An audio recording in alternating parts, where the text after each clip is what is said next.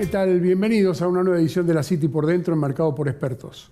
Hoy nos acompaña Alejandro Barbarota, analista de Raba Bursátil.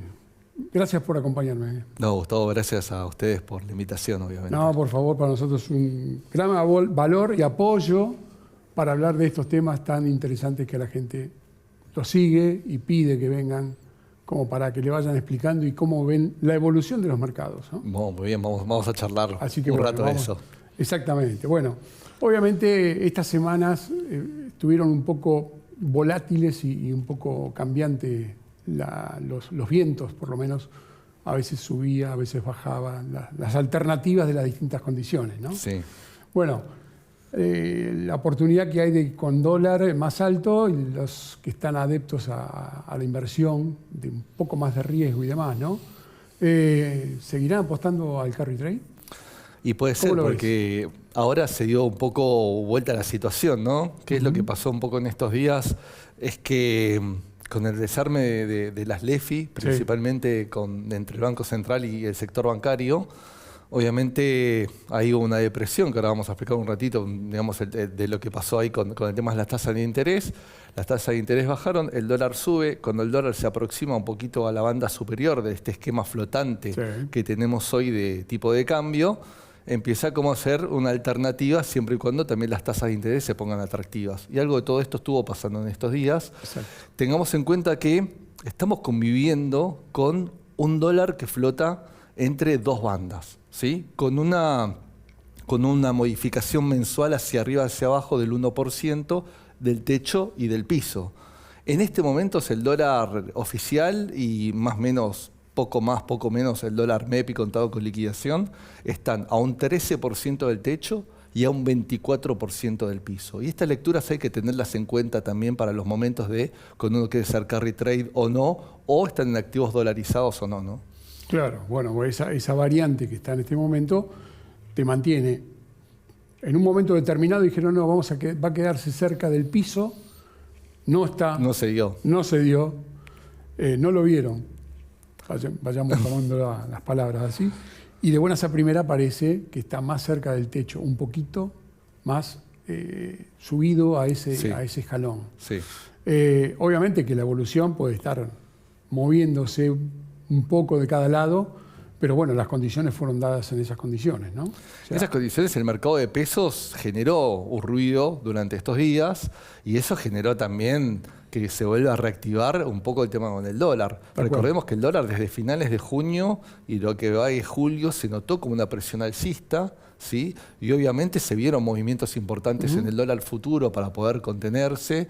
También pasa que fue lo que sería ya en estos días la última etapa de liquidación del agro, que eso genera una presión para abajo. Entonces uno se pregunta, con esa presión para abajo, con los últimos tiros, digamos, de liquidación del agro, ¿qué pasaría si no estuviera esa variable, ¿no? Es decir, en cuanto al dólar, y sí, ¿qué pasaría si encima no de alguna manera, no sé si intervenir, pero de alguna manera no me meto más en el mercado de futuros para poder contener un poquito esta presión alcista que estaba mostrando en este último tiempo? Seguro.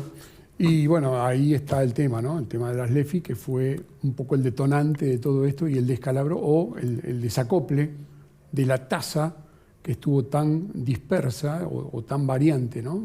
Tan grande, que eso provocó cierta inquietud en cuanto a todos los mercados.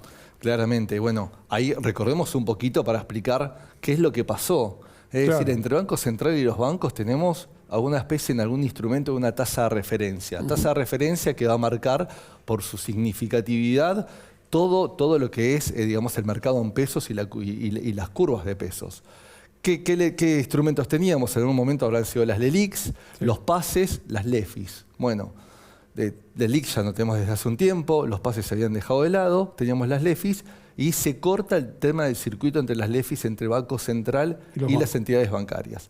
¿Qué era lo que se pedía, obviamente? Porque obviamente los bancos con liquidez decían, bueno, ¿pero qué hago entonces con esto? Bueno, de alguna manera lo que se pedía o que se buscaba era que vayan al mercado de letras, de LECAPs, justamente en ese sentido con las licitaciones. Pero vimos que en la última licitación, no la reciente que fue extraordinaria, en la anterior, el rollover de esa deuda no había conformado demasiado al mercado y algo se olía. Se vio que no había ese feeling como en toda emisión anterior, exacto, ¿no? Exactamente.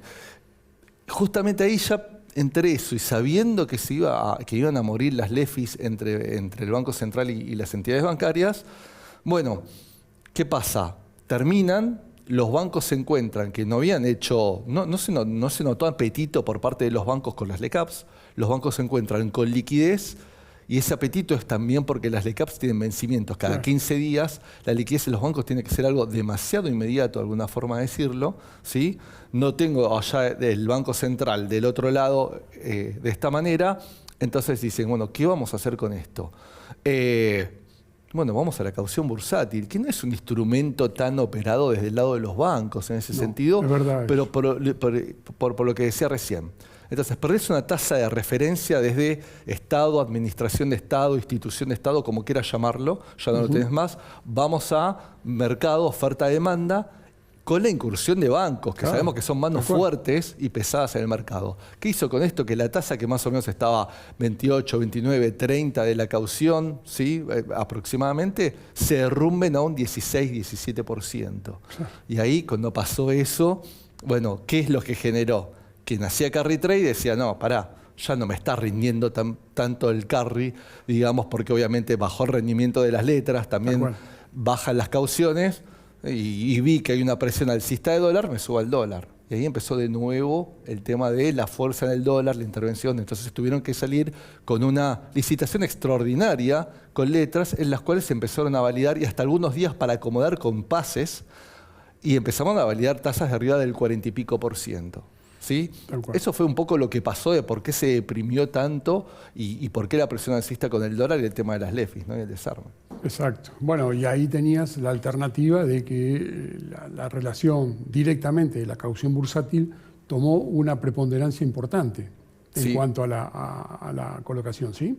Yo siempre digo que la caución bursátil capaz no está muy divulgada, pero es una excelente herramienta, para mí es excelente herramienta. En ese sentido es una herramienta que para el capital del trabajo, y como uno se le dice a veces el cash management de las compañías, de las pymes, etcétera, es un producto muy noble porque te permite en esos huecos o gaps, como se le dice, de liquidez, podés tomar plata barata. De hecho, la caución estaba por debajo. Entras y salís sin problema. Exactamente, está por debajo del acuerdo de sobregiro bancario, ¿sí? Por lo cual te era barato.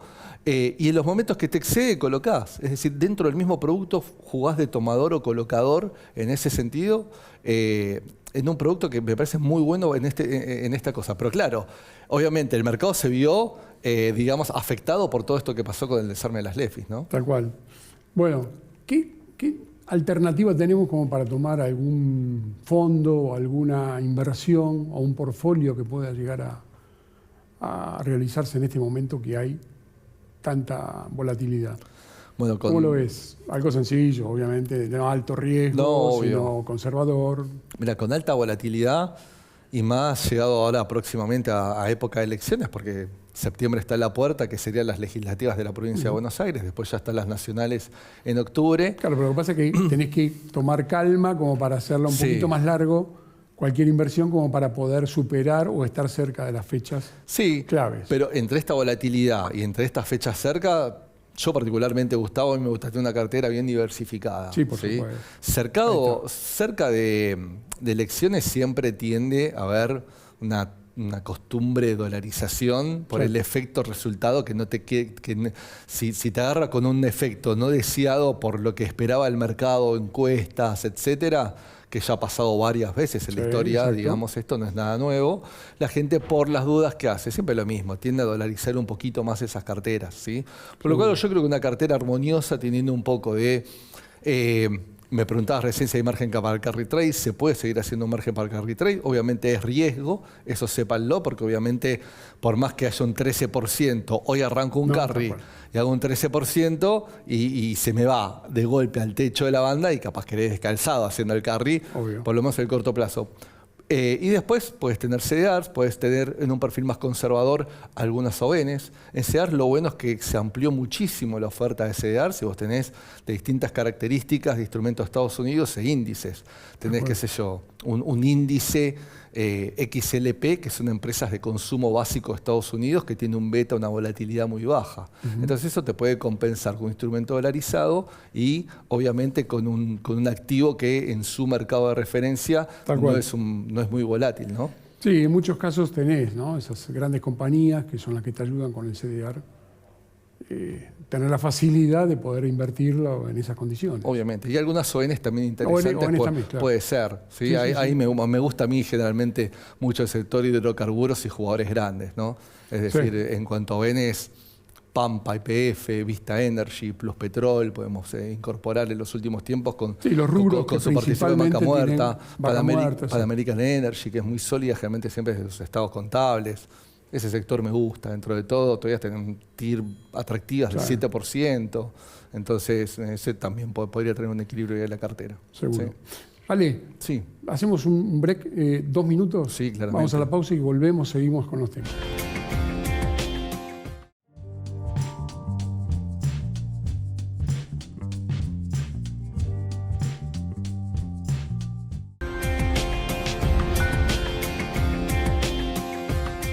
Bueno, continuamos aquí con Alejandro Barbarota,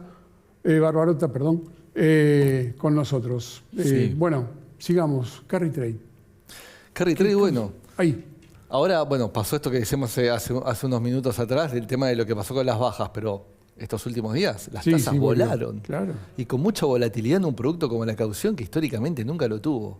Si tuvimos volatilidad, imagínate, mira, Gustavo, hubo días como antes de ayer, ¿sí? Por ejemplo, o mismo el lunes, que tuviste tasas de piso en el mismo día, a un día, ¿sí? Tomo referencia a un día que es donde se concentra el volumen. 70. A un día, 30-32%, y el techo de ese mismo día operado fue 65-70%. 70%. Estamos hablando de más del doble durante el mismo día, y qué difícil esto también para el inversor del otro lado, ¿no? O para la empresa que usa la caución, es decir, yo hago un plan, pero ¿cuánto me estoy financiando colocando? ¿Al 30 o al 70? Claro. Porque eso te cambia muchísimo las reglas de juego. Y esa volatilidad estuvo en todo lo que fue principios de esta semana pasada, y ahora en lo que fue el cierre de la semana se está calmando un poquito. Pero obviamente las tasas vuelven a estar altas de nuevo, eso calma un poco el dólar, ¿sí? Obviamente, porque volvemos a hacer carry trade.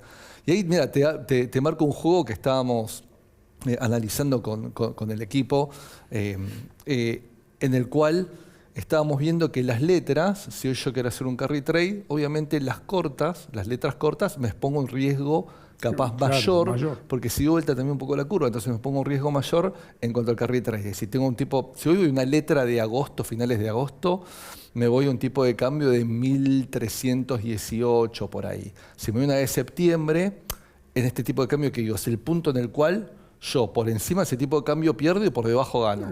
Al mismo vencimiento de la letra. ¿Se entiende? Sí. Finales de agosto. Perfecto. Si hago la de septiembre, si cuando termina la letra de septiembre está arriba de 1345, salí perdiendo. Si está por debajo, salí ganando. El juego del carry trade. Pero lo más llamativo es que en las letras te tiro una bien larga. Enero del 2026, ¿sí? Está bueno para el que quiera asumir riesgo y tomar nota de esto. Si sigue el esquema de bandas vigentes como está ahora, tengo que aclarar esto, si sigue este esquema, la letra que vence en enero del 2026 coincide con el dólar del techo de la banda. Mirá. 1540 aproximadamente. ¿Sí? Para lo cual es importante eso, porque sabemos que en ese momento el techo de la banda tienen que intervenir.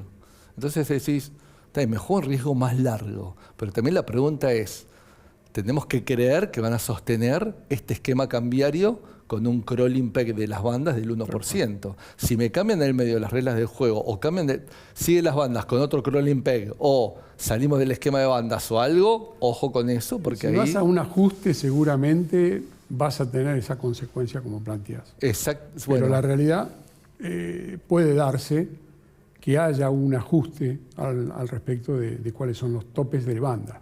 Sí, viste que desde afuera nos analiza mucho, están las revisiones del FMI, etcétera, y coinciden con que obviamente Argentina está cara en dólares, que tiene que haber un ajuste, como estás mencionando, por lo menos del tipo de cambio. Pero por otro lado, si yo también tomo el esquema de banda, se nos mueve a lo más alto de la banda, tampoco estoy haciendo el gran ajuste que se pide cambiario para que sea más competitivo desde ese punto de vista del país. Pero también el tema de manejar un dólar un poco más calmo, de tener más calma el dólar, lo que estábamos hablando recién, hace que también un sector te presiona por un tipo de cambio más competitivo, pero también sabemos que si el dólar se empieza a subir mucho, se traslada mucho a precios y hay una guerra muy declarada contra la inflación, ¿no? Entonces eso es un poco lo que se quiere controlar. Correcto. Eso también hay que tenerlo en cuenta, ¿no? Sí, exacto. Porque son alternativas que se van planteando. Obviamente. ¿Por qué creen que el dólar oficial puede estar más caro que el dólar blue o el dólar por fuera? Mira, el dólar blue es un mercado, siempre digo que desconocemos mucho su volumen, obviamente. Para mí es chico, sinceramente, no hay mediciones, pero para mí es un mercado chico.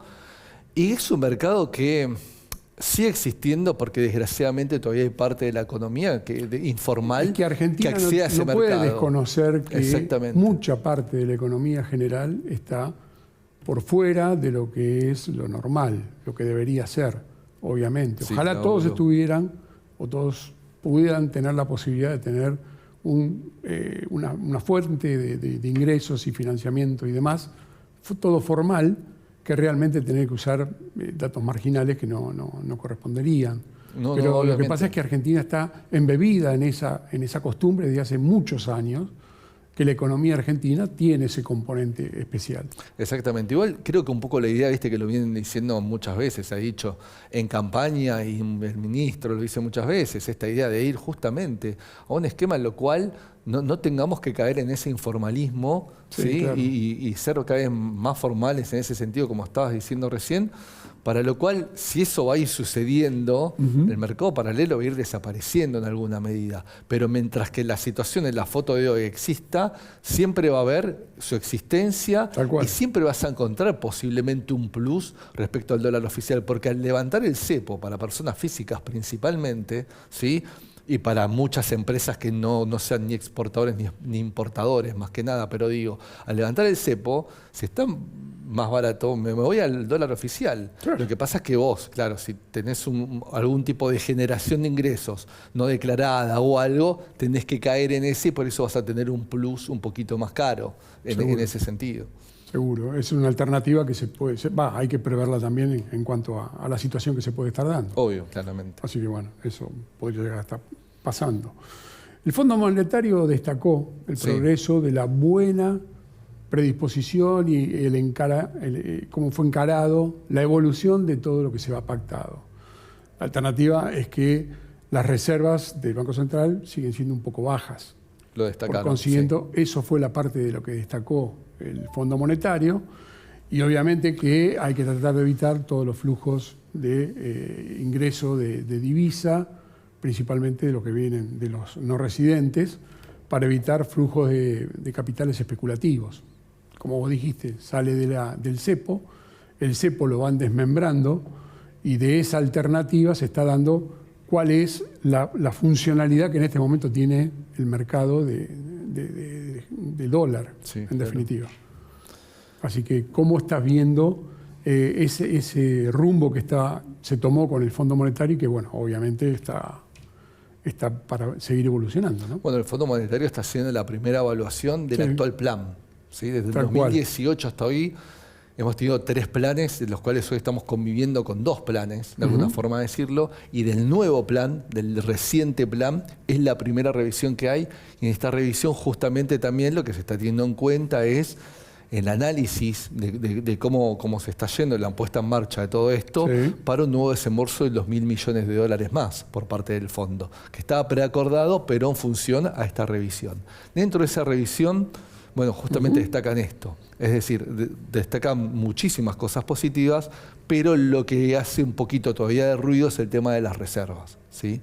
Y justamente me parece que el tema de las reservas es un puntapié muy inicial, es decir, marcaba el informe cierto déficit respecto al Producto Bruto Interno argentino y que obviamente el Producto Bruto Interno, que es lo que se está esperando desde el fondo, que las reservas representen arriba de 1 punto y pico, etcétera, equivalente del Producto Bruto, que estaríamos hablando más o menos de 54.000 millones, ¿sí?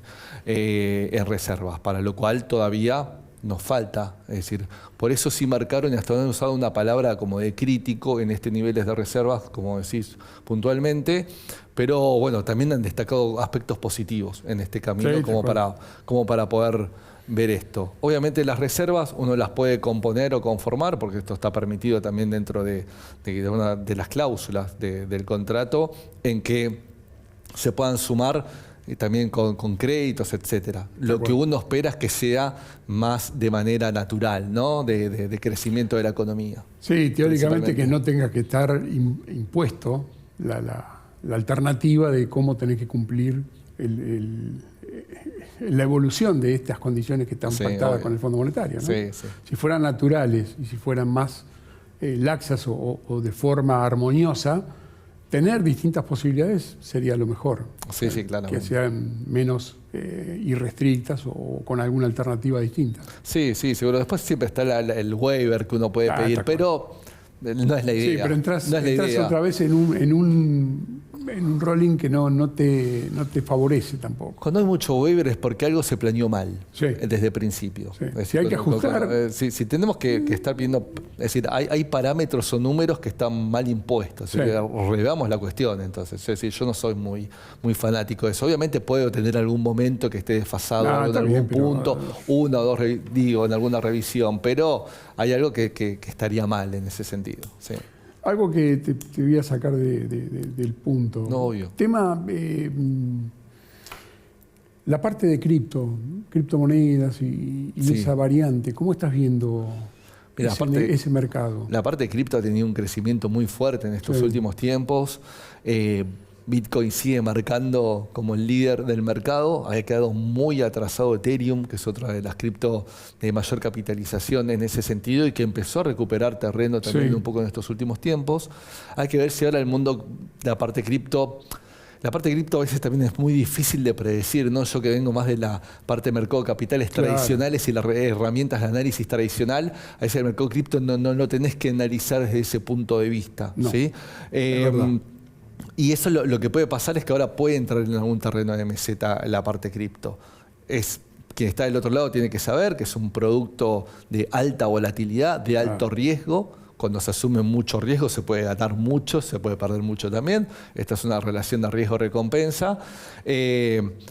Podría entrar ahora en terreno de calma, habría que ver también un poquito de cosas que estén pasando más que nada en Estados Unidos y a nivel mundial que puedan pujar un poco el mundo cripto o deprimirlo un poquito, ¿no? Seguro que es así. Tema de préstamos. Sí. Banco Nacional Argentina está haciendo una colocación de préstamos con respecto a lo que es compra de vehículos, por ejemplo. Sí, lo leí. Es una buena variante y aparente va llevando un constante crecimiento, por lo menos para la funcionalidad que puede llegar a tener en este momento el aporte del ingreso de operatoria respecto a la adquisición de bienes mobiliarios, ¿no? Me parece que si vamos a hablar un poco de economía en general, ahí me parece ahí Gustavo, que justamente no solo el tema de las reservas es un punto crítico a mejorar en ese sentido, sino que también para mí la reactivación económica es muy importante. Sí. La reactivación económica sin crédito es muy difícil. Sí. Crédito de todo tipo, no solo crédito para la empresa, que es lo primero que miro, para generar trabajo, producción y que sea productivo. Eso haría crecer orgánicamente las reservas, punto que hablábamos recién, un crecimiento, una reactivación económica, sino también para el individuo, ¿no? Desde su hipotecario, su prendario o su préstamo personal para ejecutar y hacer cosas que hoy te complican mucho poder hacerlo. Lo veo bien, la verdad, con una tasa fija, una tasa, digamos, un costo financiero bastante bueno en ese sentido, que uno puede tomar creo que 5 o 6 años, por lo que me estabas preguntando recién. Obviamente difícil pronosticar en una transición de país también de acá a 5 o 6 años, ¿no? Pero digo, fijando una tasa de esas empresas en pesos puede ser algo interesante. Pero es bueno que le den el apoyo al sector privado, que es el que genera la riqueza como para poder mejorar la situación general del gobierno. Obviamente, y acá estamos hablando un poco de consumo, sector automotriz, ¿sí? Pero la cosa es que se contagien muchos sectores de la economía en este sentido para que podamos arrancar reactivamente. Yo tengo fe que arrancando reactivamente la economía, el resto de las variables van a crecer de manera orgánica y natural. Bien. Ale, te agradezco mucho que me hayas acompañado. Obviamente que bueno, el tiempo siempre nos obliga a cortar condiciones, pero sé que vas a estar nuevamente conmigo. Dale. Para seguir explicando algunos temas comerciales. Aceptó la invitación para otra vez, obviamente. Te agradezco muchísimo. No, gracias a ustedes. Un abrazo grande para todo el equipo. Dale, gracias, lo mando. Hasta luego. A todos ustedes los esperamos la próxima semana acá en la City por Dentro, en Mercado por Expertos.